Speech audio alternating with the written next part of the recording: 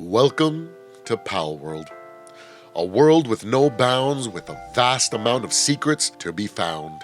Around Palpagos Islands, you'll find wild eggs laying around. Hatch them using an egg incubator. Some of the best pals can be caught this way, but breeding them is the key to ultimate power in Palworld. Let's get started with your breeding journey right now. Hey, what's going on? I'm Supreme, and I'll be taking you through breeding basics. Let's get started. There are 3 key components to breeding. You need to bake cake, build a breeding farm, and a male and female pal. Let's start with cake.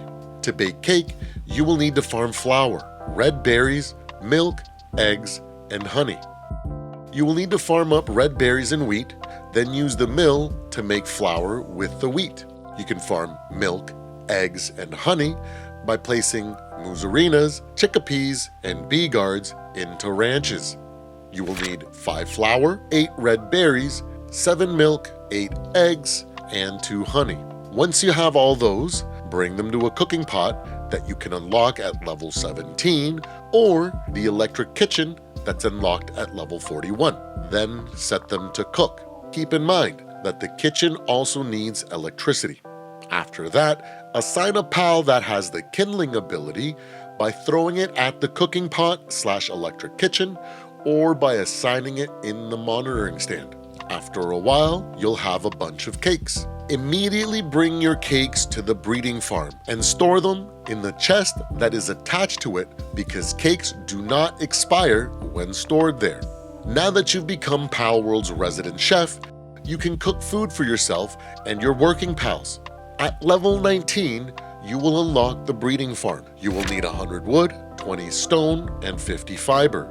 Pro tip: once you unlock the ability to bake thousands of cakes, build a spare breeding farm to store your cake.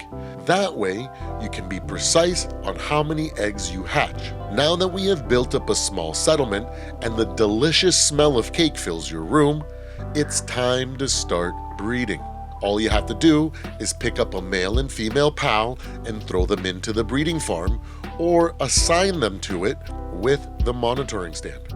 I started by throwing every combination that I could imagine into the breeding farm. It was like Christmas every egg I hatched.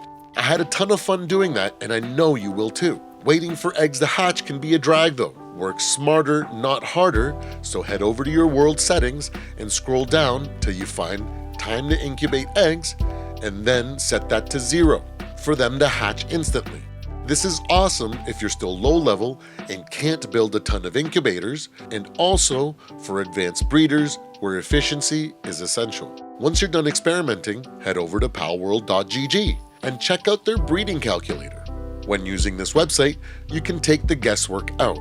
It will tell you every combination possible for each pal. Keep in mind that there are a select few pals that can only breed with their own kind, but the rest, crossbreeding, is very much a thing. That's how you get pals at level 19 that you wouldn't be able to catch until you're a much higher level or until you unlock flying and have heat and cold armor.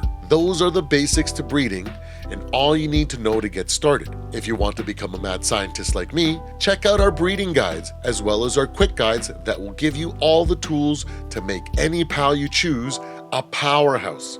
Don't hesitate to leave us your breeding stories. We love to hear from you. Please like and subscribe for more Palworld content like this.